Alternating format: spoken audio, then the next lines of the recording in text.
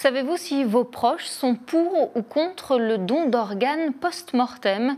Une question que l'on peut tous se poser aujourd'hui à l'occasion de la Journée nationale de réflexion sur le don d'organes. Selon l'agence de biomédecine, au 1er janvier 2023, 28 000 patients étaient encore en attente d'une greffe. Rencontre avec quelques chanceux qui ont pu en bénéficier. Pendant 2 jours, des transplantés ont sillonné notre région à vélo. Sarah Gros les a croisés lors d'une courte pause à Bléré. Encore un effort, il ne reste plus que quelques mètres pour ces cyclistes avant de franchir les portes de l'école primaire de Bléré. Depuis 2 jours, 18 patients greffés et 6 soignants pédalent ensemble pour sensibiliser le public au don d'organes.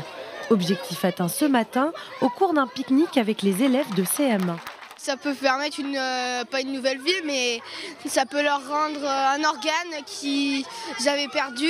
Je trouve ça génial qu'il y ait des personnes si gentilles qui veulent bien donner leur organe pour qu'il y ait quelqu'un qui puisse survivre. Sauver une vie, ce retraité de 63 ans greffé d'un rein il y a 19 ans en a bien conscience. C'est un geste d'une très très grande générosité. Et mon donneur, je ne le connais pas, bien évidemment, parce que l'anonymat régit le don d'organes. Mais j'ai une très très grande estime pour mon donneur. Et comme je dis souvent, je ne le connaissais pas et ne lui devais rien. Je ne le connais toujours pas et je lui dois tout. L'émotion est tout aussi présente chez Alexandra, la plus jeune de l'équipe.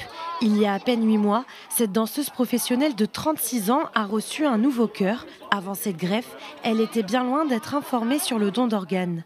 J'avais jamais parlé du don d'organes et de tissus d'ailleurs, parce que voilà, il y a les tissus aussi. Et je trouve que plus jeune comme ça, c'est hyper important déjà en fait à l'école de pouvoir en discuter, de pouvoir sensibiliser.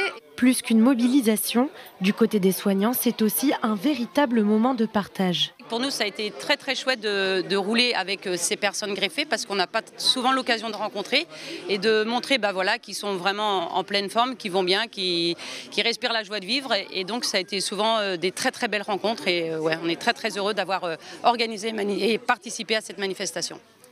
Un coup d'eau pour la route, il est déjà temps de repartir. Dernière étape direction Tours, point d'arrivée finale.